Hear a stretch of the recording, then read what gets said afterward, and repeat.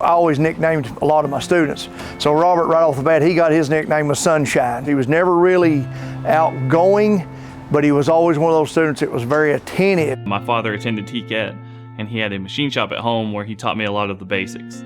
And that really pushed me into joining myself. The dual enrollment pathway really expedited my pathway into my career. I was able to join TCAT my junior and senior year of high school, and those credits went towards graduation. When the job opportunity came up at Tool Technology here in Oak Ridge, I knew that would be a good place to get a good start. The opportunity came up at Y12, and he made it through that process, which can be an arduous process. I learned about the history and accomplishments of Y12, and that really pushed me towards a career here in the nuclear industry.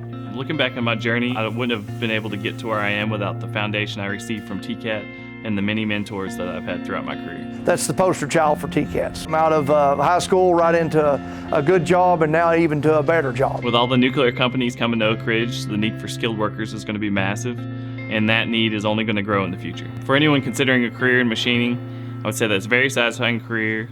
You can take a chunk of material and turn it into really anything you can imagine. The sky's the limit, and Robert's a great example of that.